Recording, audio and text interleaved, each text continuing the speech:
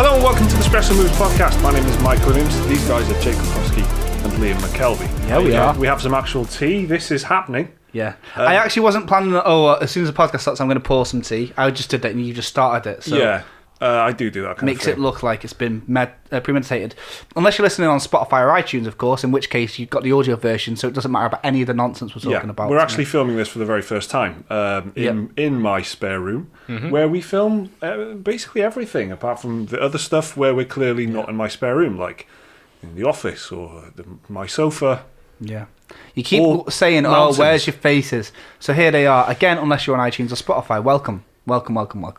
So, yeah, here we are in person, I guess. Yeah, it's not... this is just kind of us trying to fulfill what people have been asking for, basically. This is the best Hopefully you go... That's it, I realised that they were not filming it for a good reason now, but there you go. We're filming it. You've got it. So. Yeah, we tried setting up like a screen here, like a black screen and stuff, and it just there's not enough space. But this is what it's going to look like. Doing it for the fans. Doing it for maybe we can make the room look like more of a set or something in future. But who cares? This is terrible to listen to. Yeah, video games and such. We're talking about a couple of games this week, but mainly we're going to be focusing on topics like news topics and stuff. Yeah, we've decided that might be a better way to kind of focus the podcast and stuff. And so this week, Liam, you've been playing Call of Duty Black Ops 4. I have. Which we're going to be talking about. Jake's got a little thing about Black Desert Online. Yeah, little thing. And there's various other topics that I want to talk about that are quite small, but we'll get onto them later. And as always, we'll do the new releases for the week. Again, there's quite a few.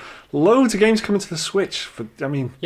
Like every week. They're probably from 2013. Yeah, that's it. Very, very often they are ports, but there's loads of Switch games every week, which is cool to see. Everyone wants to be on the Switch, and I want everyone to be on the Switch, so that's good news, isn't it? Mm-hmm. So, Liam, how's your time with Black Ops 4 been since Friday?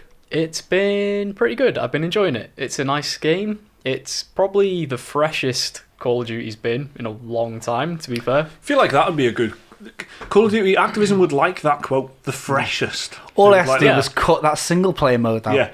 Get rid of all the faff. Yeah, exactly. Well, there's a weird story. There's a weird sort of, but not really, single-player portion. It's literally just like a tutorial against bots, introducing you to all the different specialist characters you can pick in multiplayer. Oh yeah, so there's like cutscenes in between it, but they're very like... a bit oversight, really. Okay, and the specialists is a kind of Overwatchification of the... They are, yeah. So series. The multiplayer, it has the classic creator class, all that, your pick 10 system, so you build your loadout around that. Yeah.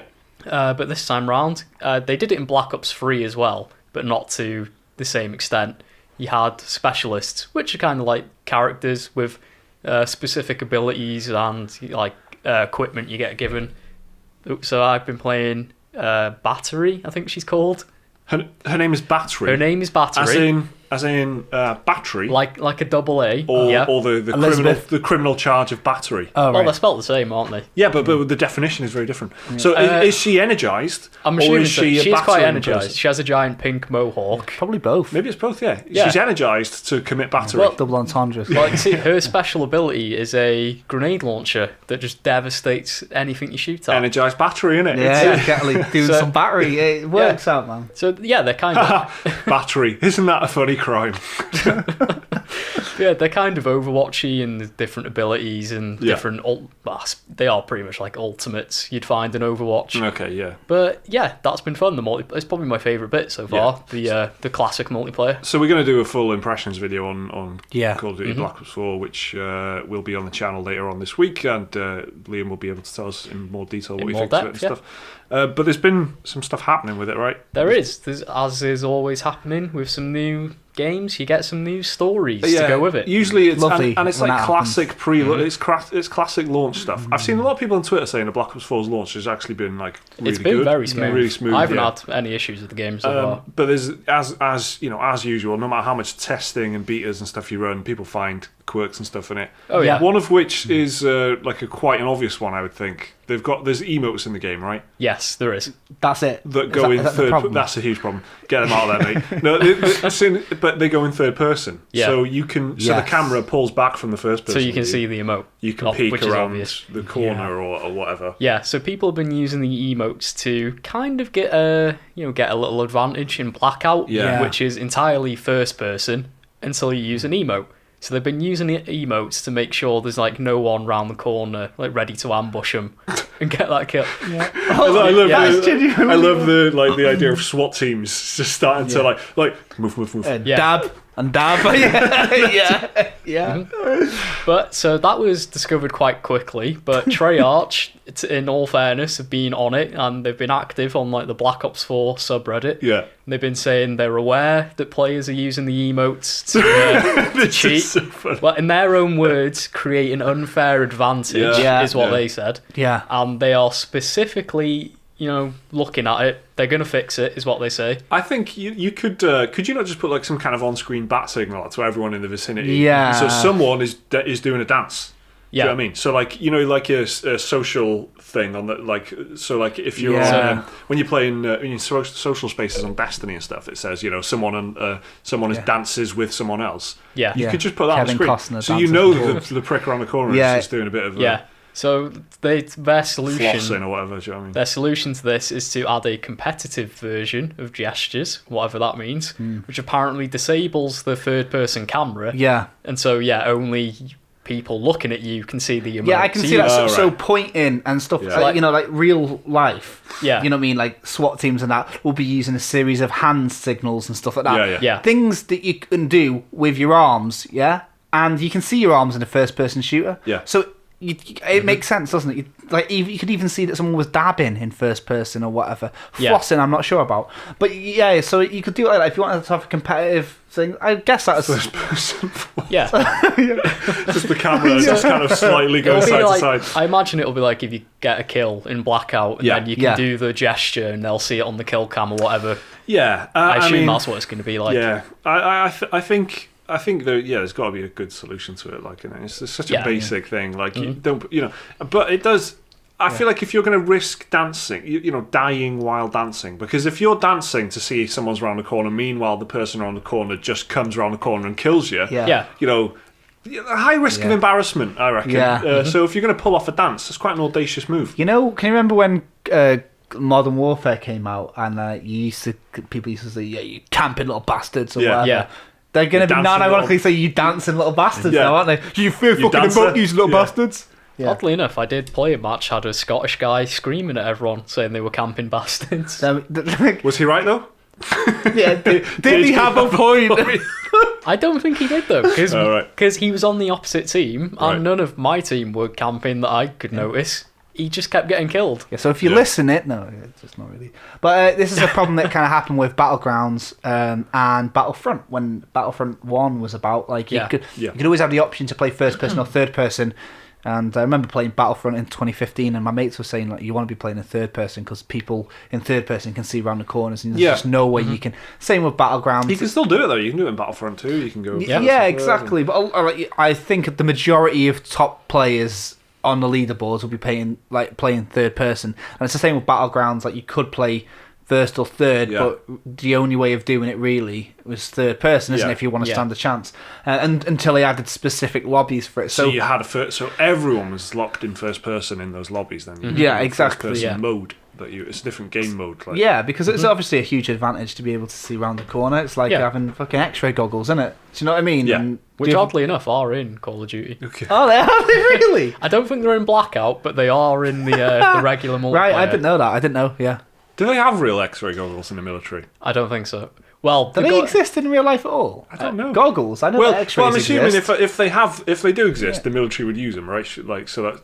And if they do exist anywhere, it's going to be in the military or fucking Elon Musk's backyard or whatever. Secret lab. If somebody knows in the comment section, please let us know. I know I ask a lot of them, but they always come through. There's going to be loads of dudes. There's going to be loads of dudes going ex-military. Well, ex-military. I'm really supposed to say this, but yes, they've got they've got the infrared cameras and stuff where you can see people's body heat. Yeah, that's it. Yeah, that's kind of, and you can do that from helicopters. I always remember that scene from The Simpsons, where they do the heat vision thing on the Homer Simpson's house. house, and they think that Homer Simpson is the turkey that's rotating in the oven. Yeah. He's simmering in his own juices. So anyway, that was Black Ops 4. Something else has happened. What did they sneak on? Was it a local multiplayer or something like that? Where they didn't tell anyone it was on there. Yeah. Which seems to be... it's a bit of a surprise, I guess, but I was honestly just kind of assuming it would be on there, because it always is, isn't it? There's always local multiplayer on there in some way, isn't there? I thought there was. Zombies, at least, right? There usually is, but it's like a thing recently, like games like Halo, which traditionally had it. They've been sort of like, slowly sweeping it under the rug, saying... Such a bummer, though. Yeah, but the thing is, like, they just didn't tell anyone about it. Treyarch didn't actually say there was going to be split screen in Call of Duty. And I think it's, there's two, you can split screen with 2 people on one console for normal multiplayer. Yeah. And then up to 4 for zombies. I don't know if it applies to Blackout. Oh, it does work. It does apply on Blackout, yeah. I've seen it, but you both need to have, as far as I am aware, you both need to have PS Plus or whatever to play. Or, whatever, Xbox Gold. You can do a bit of a couch co-op on Call of Duty if you feel like it, and then take that co-op online. And you collectively have put £100 down on access to online. That's the only game on PlayStation. Well, for example, we've got it downstairs right now. Yeah. We've all got PlayStation accounts. All we have to do is log in. So it's good for this. Friends come to friends' houses, but not if it's like there's one person in the house. Like Laura can play if you've got 2 siblings. Yeah, if your brother and sister want to play it, and they just they both have to play the £7. Yeah, exactly. Yeah. Although Digital Digital Foundry did say that when you play in split screen, the performance tanks. Well, this is why a lot of them say they don't do it, isn't it? Yeah. Like they say, well, it's not possible because we'd have to render the whole open world twice and all this kind of thing. Because games are so technically, different now. Complex and stuff. It's quite difficult to do it. But there's definitely a demand for it, and it's great because indie games obviously aren't as technically demanding. So you can, a game like Overcooked, simple enough, isn't it? You can get 4 players playing at the same time because you share a screen. Exactly. It's not a split screen, is it? And you don't move different places. You Divinity Original Sin or whatever, there's a massive world and you can go your separate ways and it's having to get the maps on. So they snuck that on there and didn't tell anyone. They just didn't tell anyone. And I think that people are pretty shocked because Activision, the publishers, normally like to, and most games like to bring up every feature. It's the same with anything, isn't it? Over 200 features means there's 201. Do you know what I mean? It's like any good, especially with this whole couch co-op is dying thing and blah blah blah. It's weird that they kind of didn't mention it, but it's cool because they didn't have to. Do you know what I mean? They just it's nothing. Yeah, although it's still a big selling point, though. I agree with you what you're saying there. It's still worth putting on a box, and it's still worth kind of because people look for it. And I Call of Duty is. I've how many times have I searched for local co-op games on PS4 and stuff. Yeah. Call of Duty is always up there as one of the few options that you've got. So why would you not want to be flagging the fact that you've got that of course if you've bothered developing it as well, especially if you're only doing multiplayer as well. Well, yeah, you know what I mean. Yeah, you're only doing multiplayer, but the good news is you can play with people in your house. Yeah, I don't know. I'm not the fucking marketing master. Well, the zombies is a third of the game, and that is basically the single player component now. That is the only option you've got for playing offline, because you can do that on your own, can't you? It's difficult, I guess. Yeah, you can play it with bots, I think. Yeah, but they're pretty useless. Yeah, but it is doable.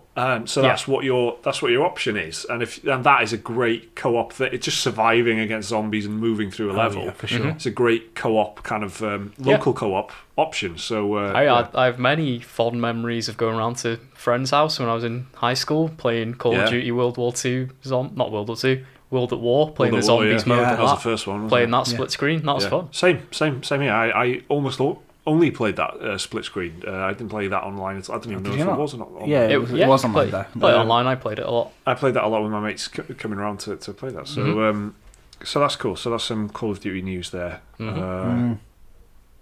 Another game with. Go on. How's he going to do it? It's got the word black in the title. Yes. And it's got an O in it. Anything else? It's multiplayer only. It's multiplayer only, and it's Black Desert Online. I literally started saying another game with, and I had no idea where I was going to go with it. Oh right, no. But I was just thinking, well, you figure it out, Mike. Don't worry, just say another game with. So Black Desert Online. yeah, so Black Desert Online is an MMORPG. It's been out for like 3 years. Excuse me, I'm just going to pour myself some more tea. Yes. You might hear this. No, that was very quiet. Oh, no, maybe. There's none left. There's maybe. none left. I'm sorry. That's okay. I've taken all the tea. It's alright, don't worry about Let's move on quickly from that. Yeah, it's okay, before they notice. So Black Desert Online is a game that's been out since 2015 in some continents, a little bit later in others. It's been out in early access for a couple of years. I think it was in 2013 to 2015 they put it out in early access. But the game officially released in 2015, developed by Pearl Abyss. Remember that name. Mm-hmm. And what's happened is that recently... Why? Are they going far? Are they going places? Is it I thought it was like Cacao Games or something. No. Is that like the publisher? They're the publishers. Right? This is the situation. Ahead. So Pearl Abyss, it's worth because they're a key player in this whole story. Pearl Abyss are also this massive conglomerate now. They're the guys that have just bought CCP Games. You know, EVE Online. Yep. They've just fucking bought them out, and they're the ones that I think are working on this Lord of the Rings thing as well. Yeah. So anyway, what's happened is that they started off. Well, that was you just quickly drop that in there, but that's a rumored kind of Lord of the Rings. Free to play MMO. Yeah, but just a rumor, so that's why I didn't give it the headweight it deserved. Yeah, but they've kind of if you're wondering what that's about, there's potentially a new Lord of the Rings MMO coming, and it's from these people. Mm-hmm. Yeah, allegedly. So we actually played at EGX that we went to in August. We all played. It was in August, wasn't it? Was it September? Whatever. We all ended up playing it, didn't we? Whatever. Yeah, it was so it was weird because the game's been out for a couple of years and they had loads and loads of PCs set up. There's a remastered edition of it. That's what it was. Or, kind of. No, they've kind of revamped it, haven't they? Recently, given it a graphical update. That's what it is. It's still the same game, but just. I think they do use the word like remastered. Improved. They do, yeah. But so because it's an ongoing MMORPG, it was quite weird to see such a big. Presence there. So we all had a go of it, and it was, for the most part, very responsive, very nice. Mm-hmm. Anyway, so what's happened is Pearl Abyss have just decided to do some massive business moves, and they buy in companies left, right, and centre. And also, they are now taking over the publishing for the game as the sort of contracts expire. So you just mentioned Cacao Games; they were publishing it in the West and stuff like that. Mm-hmm. And there's also a company called GameNet who you might have heard of before. They're a Russian localization company. They're based in Cyprus, but as far as I know, they're all Russian. This is part of it. It's a bit mobster, this story, to be honest, so I won't go into all these allegations, but they reckon it's like a Russian company that are operating out of Cyprus because it's like a tax haven in Russia and all this. Anyway, GameNet are considered quite a shady company, but for whatever reason, they ended up localizing Black Desert Online for Russian players. They were handling the servers, the translations, all the character data. And on the 12th of October, their contract ran out with Pearl Abyss. Pearl Abyss are now so big compared to when they first started, they are taking over the publishing rights for this game going forward. So rather than renew the GameNet contract, what they've ended up doing is taking over. And this is where the story headline comes. All Russian players of Black Desert Online have had all of their stuff wiped. The servers have been completely wiped. Now, that's because there's legal requirements for the handover of data that haven't been met. Right. Pearl Abyss have been silent on the issue. GameNet have outright said, we have tried to get hold of Pearl Abyss, and we thought that there was a conversation ongoing. However, when it came to filling the legal paperwork that we'd sent them, we hadn't heard anything back, so we assumed everything was good to go. I went on Pearl Abyss's website to see what was what, and awkwardly, the last thing that they posted was last month in September saying, hey, Russian players, we're taking over now, everything will be brought over, and it hasn't. So thousands and thousands of people have lost their progress on an RPG, an MMORPG, and that's what was so interesting to me, is that the game is ongoing. You guys were just saying them. Yeah. Mm-hmm. It's been remastered. It's been not only ongoing. It feels like there's a new lease of life to it. This is it. There's this big push. This thing I was just saying about EGX. There was presence there. There was more systems for Black Desert Online than like Black Ops. There was big amounts of computers, and it's a game that is a lot of money gets pumped into it. A lot of people reckon that it's one of the the hardest games to get into without paying. And yeah, they're doing this big push for it. You guys might have heard of Black Desert Online in the past 6 months or so, but like I say, the game's been out since 2015. And interestingly enough, when the game started, it launched in a couple of select countries, including South Korea, where Pearl Abyss are from, and Russia. So Russian players are day one players. We got it like a year and a half later. So these Russian players, without any mention, got the server completely wiped. There's some footage online of the end of the fucking world happening, the rapture, where all the players are logged in, and as soon as the clock turns 0001, one extra zero I added there, it turned 1 minute past midnight, you can see the world just like evaporating, like pure getting sucked into the abyss. You can, honest to God. I sent you a Twitch clip of it, but it's just this guy, and he looks like a broken man. But you've got to consider that. Yeah, this isn't a game that's ending. You've heard stories. So hang on, the screen doesn't just cut black. No, your character zooms away from the Earth, and it's getting rendered less and less and less and less and less and less. What? Like a reverse meteor coming out of orbit, as AZG would say. Yeah. I'll show you later, but I promise you. Why does that happen? to really add gravity to the situation. We can't just cut it off. We're going to have to make this, I'll put the clip of this in the description for anyone that wants to watch it. It's a 30-second clip of a guy's face slowly crumbling, his heart breaking, and his character flying into orbit while all of the world below him slowly unrenders. Yeah, and to be clear, this is not a metaphor. This actually happens. It's like the end of a sitcom where they turn off the lights and they all like slowly go off one row by one until they all go off. It's like the end of Only Fools and Horses. Exactly. So all the players obviously in the Russian servers met up at they had this one big thing, the end of the world party thing, and then it just happened. And what's so weird is, like I said, the last thing Pearl Abyss have put out at all anywhere is on their website saying, "Don't worry, Russian fans, we're taking over. We're going to get all the localization," because obviously the Russian language is probably a bit harder to translate into and stuff like that, because it's got a completely different character set than say French or English or whatever. You know what I mean? It's a different alphabet. Yeah, exactly. So and GameNet, who are considered, again, a lot of people have got a lot to say against them, and in fact, when this first happened, people said it was down to GameNet not giving them the rights as like a final fuck you, because the last GameNet thing that they'd said in a statement was, if you want localization, you can speak to the South Koreans yourself. You can kiss my ass. Yeah, you can speak to. They say you can speak to the South Koreans yourself. That's what they say. Yeah. Right. But GameNet have outright said that it's down to Pearl Abyss. Pearl Abyss haven't responded yet. But what we do know, it doesn't matter about any of that to me. What matters is the people, whose fault it is. The fact is, it happened, and isn't it mad to think that could happen? I don't know, World of Warcraft still going strong. Imagine if North American servers completely wiped for no reason whatsoever. There's no compensation. There's nothing, and there's people that have, obviously everyone's coming out of their stories. They've met wives. They've met, well, one wife each, I imagine, and they've made friends there. I have many wives after playing Black Desert. They just don't know each other.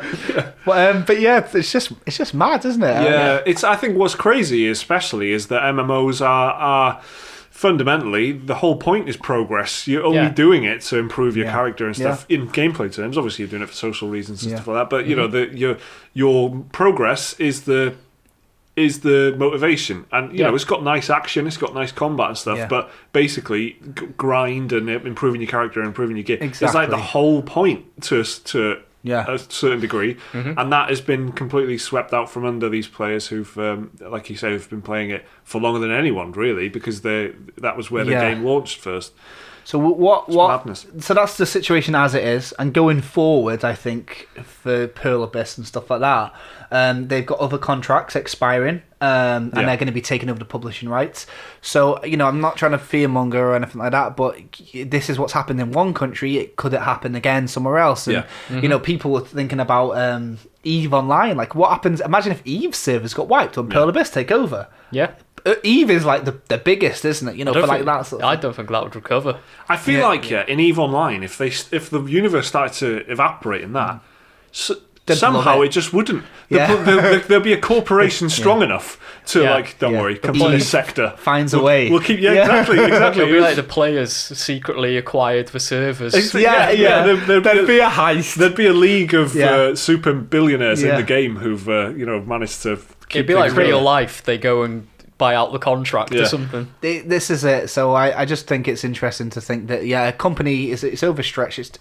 So it's just interesting to know that this sort of data handover can fuck up. Yeah. And this has happened on a really big game. This is worst case scenario, like, you know, how could it be any worse for the customers and the players? Exactly. Yep. So when you hear about all these like acquisitions and stuff like that, sometimes I think, who cares? Cares? But honestly, every player of Black Desert Online in Russia, they care. Yeah. So I've not really seen any coverage of it, so that's very interesting. No, it's been pretty quiet. Yeah, which is I find very odd, and I think the reason that we haven't seen any coverage just yet, more than likely, is because the game's developers are yet to respond. Lack of clarity. So what I can say, like I say, we're not sure who it is, if it's GameNet or whatever, but what we do know, and this is a fact, Russian players have been fucked. We don't know if they're going to get recuperated. And the data, I don't know if that can now be reinstated, but for this very moment, like all of the data is gone. That's a fact. The very difficult choice of words immediately after saying this is a fact. What I'm about to say is a fact. Yeah. Russian players have been fucked. Yeah.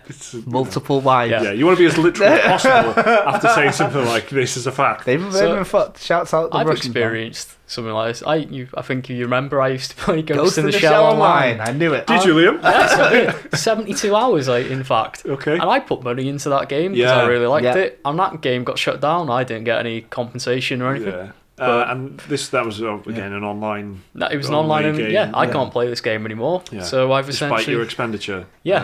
Burnt money away really. Yeah. The thing for me about this one is that like people are still playing Black Desert, still putting money into it, and like I haven't seen it anywhere. So I'm just thinking there's a whole country here that are like, hello everybody, and Pearl Abyss haven't even replied. It's been 4 days, so that's what's so weird. Imagine if Ghost in the Shell only shut down the UK. I guess we're really lucky because the UK and North America and Europe and never really face this thing, but it happens apparently quite a lot more than you'd think in Russia because of localization issues, or some games just straight out won't even bother localizing in places like Russia. So that's what I'm bringing to the table. It's a bit of a weird story, but it could happen. Especially playing online games, this is a very hopefully they resolve it. And I don't know if there's any chance of remedying it actually, but because we do know is the data is still with GameNet. Well, it must be somewhat. It must be accessible. It hasn't been deleted, has it? It's just no, exactly. It's now with a company that don't have the rights to use it. Yeah, and the company that can use it don't have the rights to acquire it. Yeah. So until they sort out some legal thing, it's in like stalemate. Yeah. Okay. So there we go. Okay. I've been playing a bit of Assassin's Creed Odyssey this week. It's quite good. I wanted to jump into it, Odyssey, because of I'm so hard on the series, and I want to give it a shot, and I keep ragging on like Nathan Drake and stuff, but I've played every Uncharted game to the end, so I just want to make sure that I know what I'm talking about, right? So if I've got a strong opinion, for sure, and at least there's something there. So I played a bit of Odyssey, and it's surprisingly good. We've done a gameplay video on it, and if you are just listening to this podcast, then please do head over to our YouTube channel and check it out, because we just sat there and for about half an hour and did like our the format is 10 essential questions, which we're going to be doing every single week from now on, hopefully. And the idea is that we just play this game, record the gameplay, and have a chat at the same time, but the chat is kind of impressions type stuff. So there's plenty of detail in there about what we think of the game and stuff, but overall Odyssey is surprisingly good, much better first impression than Origins.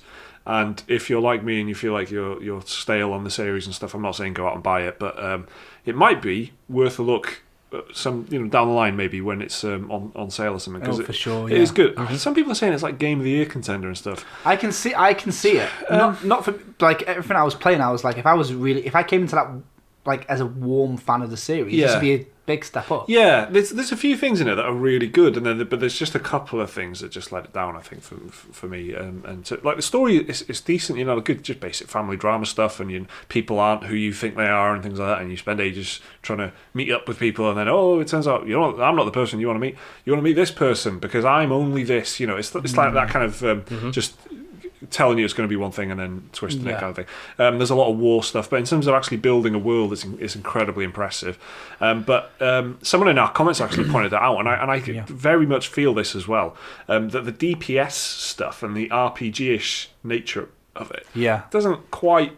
It's making you feel like this fantasy stuff, but then the world is really like a realistic historical tour of Greece kind of thing, and it just doesn't quite like why am I? It's like that thing with The Division where the guys in hoodies, you're shooting them in the head. And they're just not going down, but which kind of removes you a little bit. And it's the same thing here. Like headshots don't count for like a headshot. An assassination sometimes is not an assassination. It's just a stealth attack, which means you haven't got enough to actually kill them.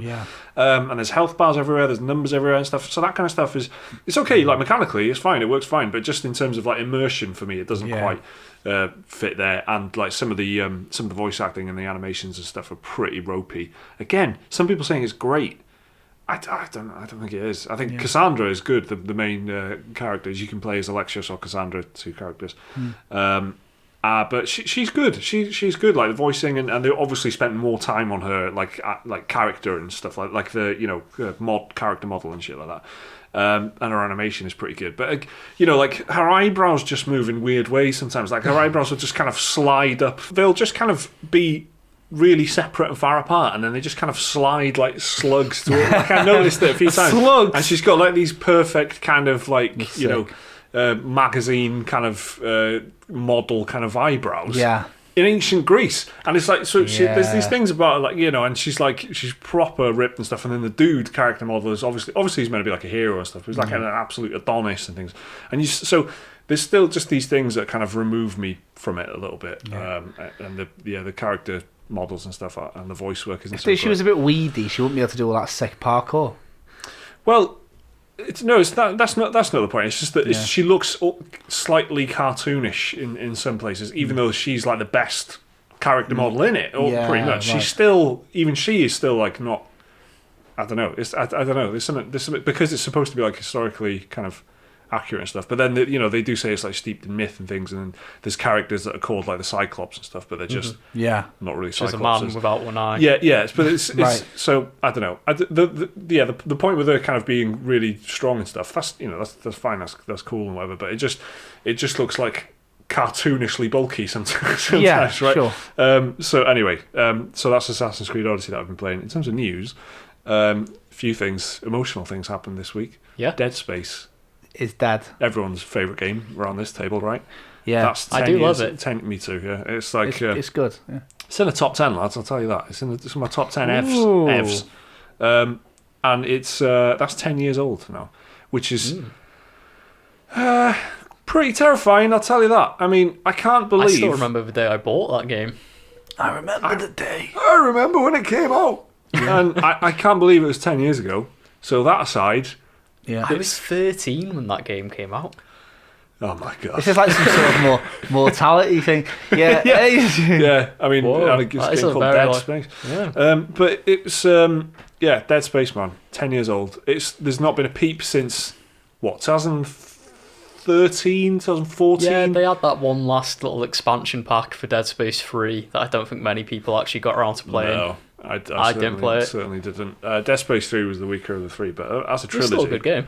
It's incredible. Dead Space it's proper good. It's proper good. I don't know if I mentioned that before. It's dead though, isn't it? First one's still the best for me as well. I don't know. I think Dead Space might live on because the studio in like 6 years they'll bring it back like a necromorph. Yeah, not all of its limbs have been cut off. No. I played the first one and it had loads like of... Why did I hear that to the tune of Miley Cyrus's like a wrecking ball?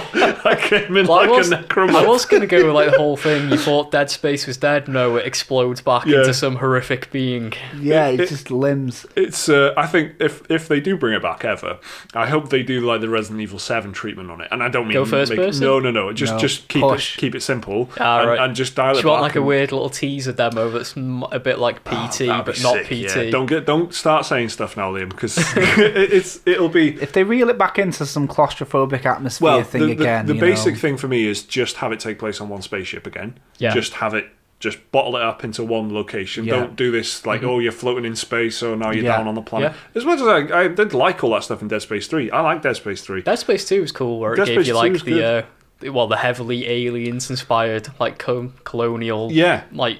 It was a falling colony, wasn't it? Yeah. And then but then you got great locations out of that. There was like churches and shit like that. Like, but for this cult, in the like really cool stuff. But space cult. But keep it, too simple, I reckon. Like, distill it back to what it was. I played the first one. I didn't play the second or third. If you want ultimate fan service, do like what they do at the end of Resident Evil 7. I won't say what happens, but maybe with...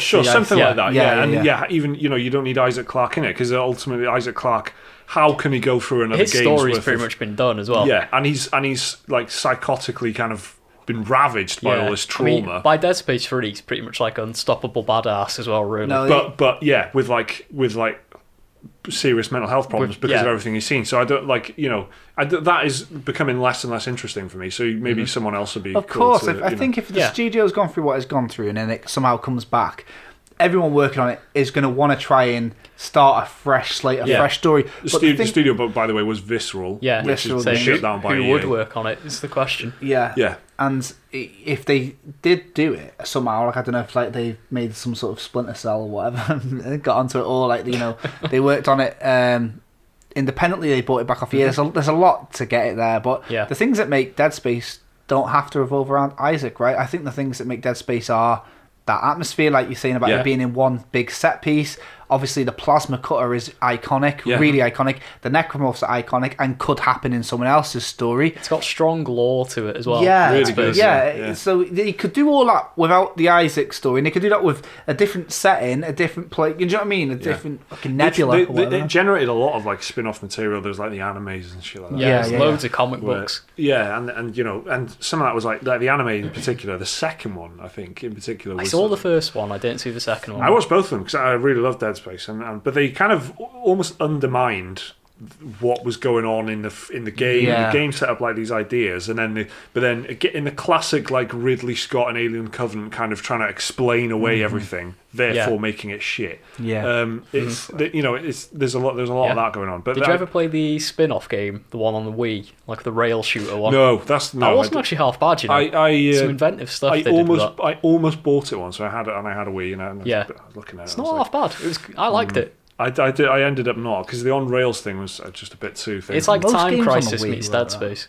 Yeah. That's if they could. It's on rails, man. If they couldn't make it work normally, they would just put rails in it. Just put some rails in there. Yeah. I mean, Call of Duty 3 was on the Wii, and that was a free movement, and that just wasn't very good. So what you're saying is it's better to put stuff on rails on the Wii. That's what Dead Space needs. The Come Wii back was on great rails for like that, like arcadey light gun style game. The Wii was great for that. Yeah, because you had the remotes motion, in it. They were built into. PS3 tried it a bit with the Move controllers, but they never really took off. Do you think anyone bought them? Or do you think controllers? If they bought PlayStation, because I did. Yeah, there you go. Of course, Liam. Yeah, of course, Liam did. I mean, well, no. Anyone else? Fair, they came with my PS3. No. That is exactly what I was going to say. That's exactly what I was going to say. Did anyone just go, "Oh, it's a Move controllers"? I think I'll try them out. No. Or did everyone who's ended up owning them just get them bundled in with either a game that didn't really need them, but you got them anyway? Well, I bought my PS3 secondhand from a guy on eBay, and obviously he bought the motion controllers separate because they were bundled separately. He just sold them all as a single bundle. Right. So he obviously went out and like, yes, I'm going to buy those motion controllers. Well, there's a chance he did. Yeah. So I like the iToy. Maybe I can do a bit of that. That is basically what the PlayStation Move was like. It was like iToy 2. Yeah, exactly. People who like the iToy getting that in it. Remember the iToy? Yeah. The window washing game, high score, washy, mate. The ninjas, right? Yeah, there was that as well. Quite good, that iToy, wasn't it? Yeah. Anyway, that's all as well. That was our discussion about Dead Space. Yeah. There's another a nice, exciting bit of news actually along the same lines of the Call of Duty secret local multiplayer thing. Steam Link, right? So the Steam Link is a machine that Valve put out for PC gamers that you basically put this little hub, tiny little machine under your television, and then it streams games from your own PC and you can play them downstairs in your living room. That's the idea. I had it for a little bit. It was okay. I sold it because I didn't really use it and it wasn't that impressive. However, they've added this thing now where you can stream. You can basically activate local multiplayer in games that don't really have it by using 2 Steam Links. right? Right. So you can stream from the same PC, from your Steam library. That's how it works anyway. It just chooses games from your Steam library, streams into your TV. You can do it with games that aren't in your Steam library, like games you've got on GOG and stuff like that. Yeah. But it's a bit of a faff. You just have to load it into Steam. It's a lot less, like, it's a lot more prone to messing up and That's bugs. right, Because it's when I had it was very buggy, bit of hardware, right? But yeah, so you can stream this. They've enabled local multiplayer through the Steam Link, basically, which sounds really cool and like an actual selling point. So have either of you guys got experience with Steam Link first? I have none at all. I have one. Yeah. You've got one? Yeah. I used it to play Orcs Must Die a lot downstairs, and Toy Soldiers. Which is kind of perfect, really, because it's controller based. You can play it really well on a controller. That's it. I connected my Steam Link downstairs, but my computer's like 2 floors up, so I have to use that, the little things that you plug your Ethernet cables in and it goes through your mains of your house, TP-Link thing. I'm using them to use it, but it was quite like, I tried to play a bit of Warhammer, Total War Warhammer 2 on it, and it was like too much. But Orcs Must Die, Fable, and Toy Soldiers I played Hollow Knight, but the latency was just too much on that, and it was, you need to be quite precise on that. So I've used it, but not that much. But Orcs Must Die is the game I played the most on it. So immediately, that's the first thing I associate with Steam Link. So then reading this, I was like, oh, because you can play Orcs Must Die 2 local multiplayer, right? Yeah, so you can play local co-op by streaming to multiple devices in the house. The only constraints are, like, basically you need 5 gigahertz Wi-Fi, which you kind of do need anyway, even if you're going to use it, or Ethernet. But this specifically says you need 5 gigahertz Wi-Fi because you can use, like, your Android phone and stuff like that as a controller and stuff. I think this is good, and I like that you can buy this thing, right, 3 years ago, for, by the way, like 99 pence and stuff sometimes. It would come bundled in with games on Steam Link. A game was a £5 or £6 for Steam Link. If you're even remotely interested in a Steam Link, just wait till the Christmas sales, or maybe there's a Halloween sale, I don't know, but on Steam, wait for the big Christmas sales and stuff, and they guaranteed will be on sale. Oh yeah, you can filter games by them. Really cheap. So I think, so I was going to say was, I really like that you can buy this thing 2 years ago, and they're adding features to it. They're not just like updating it and making it a slightly better software. It's enabled local multiplayer now, so you can play. Yeah, it's cool because it gets quite a bad rap, doesn't it? Really, it does. It does. Loads of people complain about it, especially because it's PC ads. So everyone, PC is all about performance. That mixed with a bit of latency is not a good thing, is it? Oh my god, 48 frames a second. Try using a Steam Link, mate. You'll have a fucking heart attack. But what will be good for it is if PlayStation Now and all this kind of stuff, if they eventually normalise the idea of streaming to your house, you might as well stream from your own PC, and that might become like more of a, and the hardware might improve, and you might get to a point where the latency is virtually undetectable. What a lot of people don't realise is their own televisions have got really high latency in them. So if you get the latency from your PC down to your Steam Link to 10 milliseconds or something, well, a lot of TVs are at like 40 milliseconds anyway.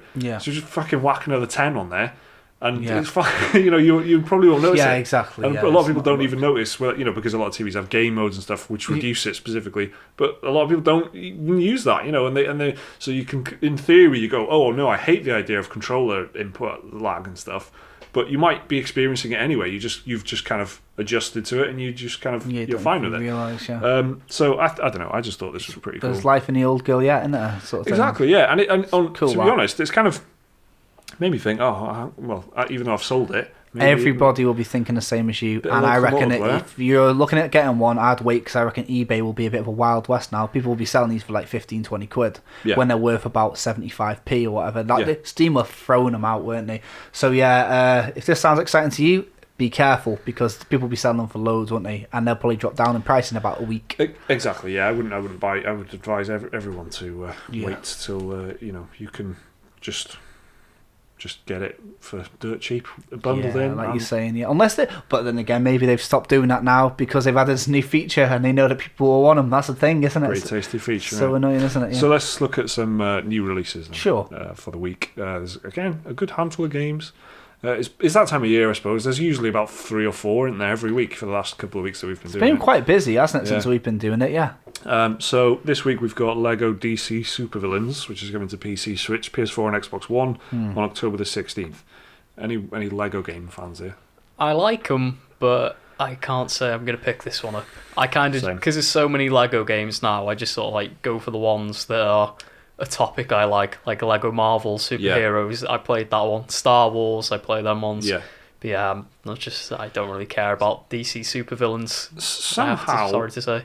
Somehow they just kind of, I don't know, they just kind of keep going. And it's like this Telltale thing. I would put Lego games in the same bracket as Telltale, just doing the same thing but with different IP every time.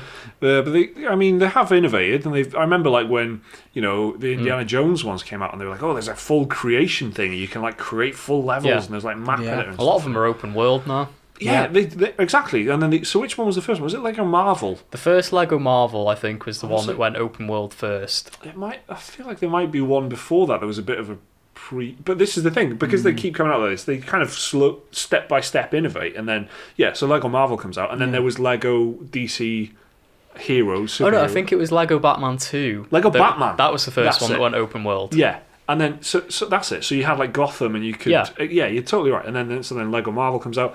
And Lego Marvel was really cool, and that was like Manhattan, and then you could play as all. It was basically one of the best comic book games ever made. It's probably my favorite Lego game. That one, Lego loads Marvel of stuff in that, and you can play as all the characters. Pretty much, and they've all got different abilities and stuff. But they keep just banging them out, and I just I feel much less of a pull towards this one than previously. Yeah. I mean, the Star Wars ones, even if I'm going to get any of them, it's going to be Star Wars. Yeah. But the Force Awakens one, I didn't look at. I felt I played Force Awakens. That was all right. That had like a third-person shooting bit in it, didn't it? It did, yeah. It had like on rails type shooter sections. We play as like Han Solo taking out all the stormtroopers as they capture Rey and stuff like that. Yeah. It's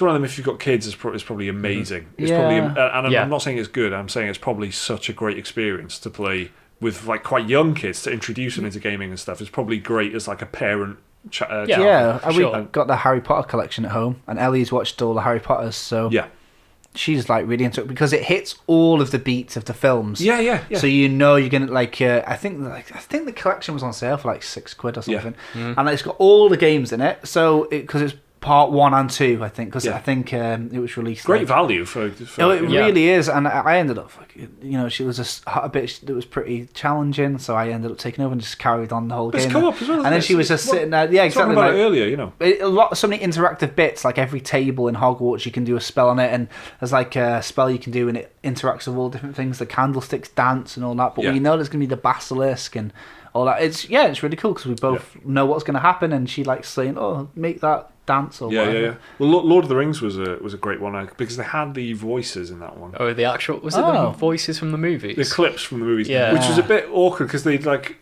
isolated the actors, but you still had like it was kind of hair. We could hear the atmospherics in it, like a little bit, Yeah. But it was quite funny, and I think they played that for comedy, though. Yeah, definitely. But it was like it still quite didn't. I don't know. It was a nice idea, for definite, because it's like Gimli would be like, he fell or something, and then he's just got a sad face, Yeah, like, they are quite funny, aren't they? Yeah. So Lord of the Rings was a cool one, and that was open as well. And but that was like, roaming from location to location in Middle Earth, and that was like, and it's a condensed Middle Earth.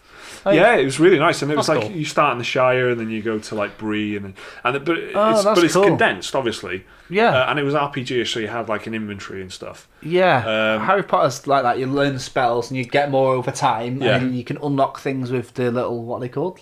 The Lego bits. What I don't know. You know what I mean? Oh, the mini kits. No, that's like like your regular currency, bricks. like studs. Studs. Thank you, boys. That's what I was looking for. Yeah, you can like buy characters. Like you can unlock Voldy for like Voldemort for Voldy for like 99999 and all that different stuff. And and I love that you can unlock characters and you can play as them. All the characters have got their own special things. The content in those games and value was great. Yeah. So I could imagine if I ever found myself playing it, I'd love it, but I'm not going to pay for it. Crucially, it's on the Switch as well, which is a great home for these games. Yeah. So that's that. And there's also Starlink Battle for Atlas, which is coming to Switch, PS4, and Xbox One on the same day, October the 16th. Now, I played this at EGX, and I wasn't really sold on it. I think it was my expectations that kind of undermined it for me, because a lot of people were saying, "Oh, it looks so much like No Man's Sky," and it did. The trailers kind of did, but it's not that experience. No, it's a very it's more about combat, right? Yeah, and they kind of almost have this like this Destiny-ish kind of enemies and the way that the enemies are kind of have their health bar and level and shit like that. It's like it takes from different games, and it does take from No Man's Sky in terms of like design and stuff, but it takes heavily from like from Skylanders and that sort of shit for the character design of the faces. It looks very like CBBC type stuff, right? Which it's fine, but it's just not what I was kind of expecting. But that's a Toys to Life game. So you put the best thing about the Toys to Life stuff, which I've not got very much experience with, but the best thing about it was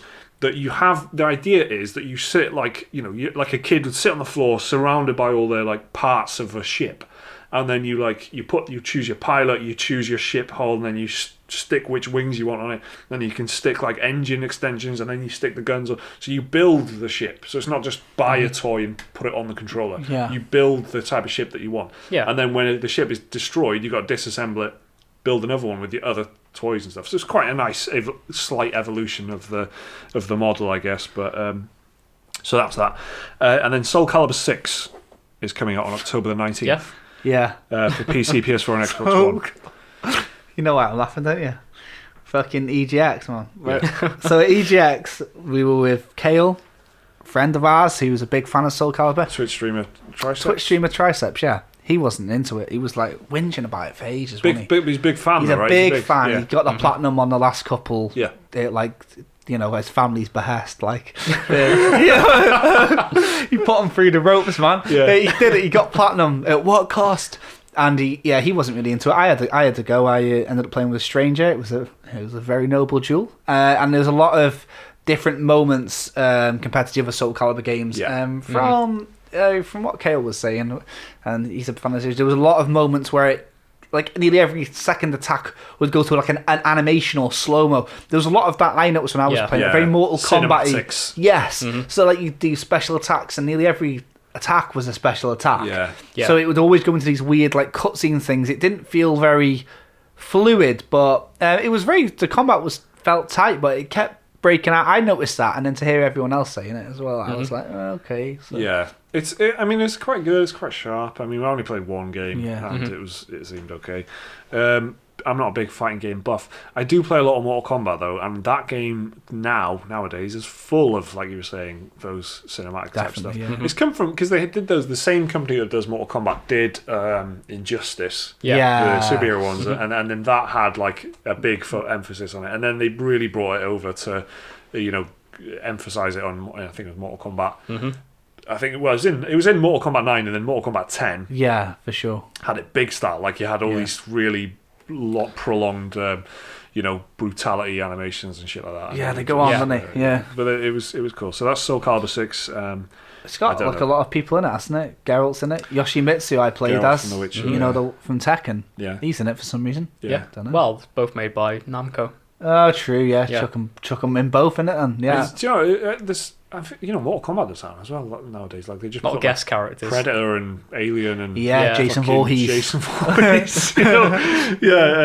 that's interesting. So that's Soul Calibur 6, and then probably the big one for us, Dark Souls Remastered. Oh right, on the Switch. Which is October the 19th. Yeah, me and Liam played this. We did. We played at EGX. Yeah. Any comments? It's what you think it is. It's Dark Souls, yeah. But it looks a bit nicer on the Switch than the regular version does on PS3 and 360. But not to the it's not running at 60 FPS or anything. So it's not quite as good as the remaster on the PS4 and Xbox. Yeah. It's a weird half step to remaster. Yeah. It's weird. So just to be clear, better than 2011's output. Not as good as May 2018's output on the Xbox One, PS4. But crucially, you can put it in your bag and play it. But it's portable. And get pissed off on the go. But because the control schemes are awkward as well. To be honest, I can't imagine a worse game to play. We played it on the Joy-Cons as well, which have quite small buttons. Yeah. And even I was like messing up Even rolls and Liam. stuff. Jake, fine. Even Liam was. But no, it's like, I have small hands because I'm a small person. Right. Yeah. So you weren't going, even a warrior is experienced as I. If even I was getting annoyed at the buttons, I can't imagine what it'd be like for someone who has like, bigger hands. Yeah. So that's what I'm trying to get at. The controllers are also like the buttons work the way around when Liam, I think, like A and B. Because Nintendo, they were Nintendo-ified. Because A and B and X and Y are swapped around. Yeah. On the Switch. Estus wasn't what you thought it was, and say with rolling. Because I kept trying to hit, what was it like? I think I was trying to hit Estus, but kept rolling instead. Yeah, exactly, because they were in the same. Common problem. Again, because if we've not mentioned this already, we've recently done all the Dark Souls on the PlayStation. So that's I don't know, quite fresh in the memory. About 50 hours of one controller layout, and then it's the same game that you remember, but the buttons are different. Yeah. So maybe that'll be better, but I think a lot of people will struggle with that, and. It can be pretty awkward, and I feel like because of the way, especially if you're playing on Joy-Cons, like Liam was saying, maybe if you've got a Pro controller, it would be different. Maybe you can even map, change the mapping or something like that. Maybe. But we weren't even allowed to Firelink Shrine, were we? Yeah. As soon as you got to Firelink Shrine, the Nintendo rep was like, right, sorry lads, gotta go. Yeah, fuck off. So it was like you got to play through the Undead Asylum, that was it, basically. Okay. You weren't even allowed to level up. Yeah, that's another thing. You couldn't speak to like anyone. Yeah, either. So it's a very small sample. Very, very small. If you've never played Dark Souls, would it be worth it? Well, there'll definitely be a lot of Nintendo fans who haven't. So yeah. Well, welcome to the fold. You know what I mean? Yeah. Like, I guess it's a weird one. You'll be better for it, but you might hate yourself. Do you reckon they'll bring the others? Do you reckon they'll bring Dark Souls? If this one does well, I think they might. Because it handled Dark Souls 3. Dark Souls 3 might be a bit of a push. Yeah. Dark Souls 2 they could definitely do though. 2, yeah, because the graphics for that are a bit. Because 2 was on the PS3 and 360 before PS4 and PC and all that. Scholar of the First Sin was on the PS4. Yeah, that was like the Dark Souls 2 remastered one. That's it. Yeah, so I don't think that they could do Dark Souls 3. I don't think it could handle that. Like, do you think the Switch could handle Bloodborne? Well, they could maybe with some. If they sacrificed like a lighting and stuff. That's what I was going to say. You could pare it down quite a bit. Sacrifice the lighting is very on brand for the Dark Souls series, Liam. Very good. Dark Souls 3 is visually particularly a very good looking game. So it would lose a lot if you started taking away from that. Yeah. Because the draw distance is a big thing as well. Like seeing these huge, horrible bits of architecture in the distance, knowing that you're going there later on is a big part of the thing of the series, right? So that's coming to the Switch. So Dark Souls on the Switch, long awaited, I guess. It has been a while, quite long promised, isn't it? Yeah. So the big thing was that it was getting remastered. It was announced for the Switch and consoles, and then out of nowhere. It got delayed. It got delayed. The console remaster was when? March? May the 25th. May, right. Mm-hmm. Yeah. So it's been a while. It's been a while, isn't it? And it's finally come to the Switch. It's being done by a different company as well. Yeah, that was it. That's the whole thing. Yeah, they'd given the PS4 version to... Is it like Q-Lock? Yeah, that's it. Different people. So there's different people handling the Switch version. I think it's like Virtuoso, something like that. Right. Yeah. Okay. They're doing that. So it's and then we've got a couple of other games as well. We've got more. Switch ports for Siberia 3. Oh, Has anyone played Siberia? It's an adventure game, I think. Is that like Myst? I think it is. Yeah. I've never played it. Yeah, for some reason I don't think I'm tasteful enough. I think it's quite a long running series. Yeah, isn't it? I'm not classy enough. It looks like it's a very classy game. I mean, for classy guys. Siberia with a Y in it as well. So. Yeah, I've never played it. And Motor Racer 4, and there's a couple of other games. 4? Bring the first trilogy. But again, there's just all these games that are coming out on the Switch every week, and there's like 2 or 3 others that I didn't even bother mentioning because I had a look at them and I was like, well, fucking what is there? Some visual novel shit. And all Siberia got in, guys, and 2 others didn't. Yeah, but I'm just illustrating the point that there are many games.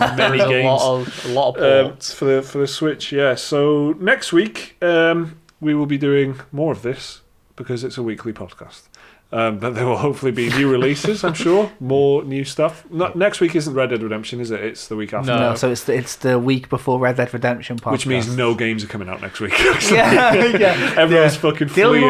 Yeah. Much like in a Western when the villain rolls into town and everyone goes into the saloon. Yeah. There'll be like that one brave game that steps out of the saloon like, I'll take him on, and then gets shot down instantly. I made that analogy in the Thursday show, and I talked about Wild Wild West instead, because it was that scene in Wild Wild West. There's a big fucking robot tarantula. I was sat there getting clips of Wild Wild West, and I was like, what is life anymore? Getting clips of Wild Wild West. It doesn't get the love, man. It's a cowboy game with an 80-foot mechanical tarantula in it, right? And I was thinking, Red Dead Redemption, and everyone's fleeing, like every scene from any fucking John Wayne movie. But I was like, but it also happens in Wild Wild West in more dramatic fashion, because there's a giant robotic spider. It's a guilty pleasure movie, that, It also fires fireballs. It does, yeah. I've heard enough. Have you not seen it? Wild Wild West with Will Smith in it. Yeah. I think so. And I was like, it came out about late 90s, didn't it? Yeah, like 98. I can't remember if I went to see it for a friend's birthday party or not. But the thing is, I want to say it was early 2000s. It was like 98. Was it? Yeah. I'm pretty sure, because I'm pretty sure Afro Man I Want to Get High was out around the same time. Right. Because I think he got that on tape for his birthday, and we saw Wild Wild West. I can't remember if I enjoyed it or not. I think it ends in some sort of blimp, something like that. It's famously the only... Well, it's because it got panned, didn't it? Yeah, probably quite rightly. But it does have a tarantula in it. It has a fucking robot tarantula. Kenneth Branagh is the villain. Yeah, and he's like he's in a wheelchair, but he's like a deep south kind of. Yeah, he's like a of course, like an old colonel, isn't he, from the Civil War? And tarantulas again, tarantulas. I don't even remember why he wants the tarantula, to be honest. I remember he kidnaps Ulysses S. Grant. It's something to do with the railway. And it's something to do with, and I think there's a massacre in it. I think there's a Confederate general, and there's a tank. He has a tank. Yeah. Like and again, a tarantula. Yes, he has a steampunk tank. So that's the end of the gaming podcast. Thank you everyone for listening, and thanks for watching for the very first time. Yeah, please. This setup isn't permanent, but who knows? Maybe we'll try something different. But if you watch it and like watching it, then we'll keep doing it, and if not, then we won't, and we'll revert back. Screen burn. We literally only did this because so many of you asked. So I hope got what you want. We hope happy. it was worth it. Yeah. No. So, cheers very much, everybody, for first. Like, a lot of people listen to it. Quite a lot they of do. people. Yeah, it is available. I mean, if you're watching on YouTube or listening on YouTube, it is available on Spotify, on iTunes, on Podbean, all your favorite podcast providers. And if you are a patron and you didn't realize this yet, you can get an ad-free version of it. Just by subscribing. There's an RSS feed on our Patreon page now, so you can get the link for that, and then all the posts that have got audio in them will pop into your podcast app, whichever you happen to use. You just have to paste your RSS link into that, and it'll automatically sync up all the audio files that we put on Patreon will come right into your podcast app, so you can listen to us ad-free as well if you're a patron. So thanks everyone for listening. Thanks for watching. I've been Mike Williams, and these guys were Jake Kulkowski and McKelvey. Bye-bye. See you next time.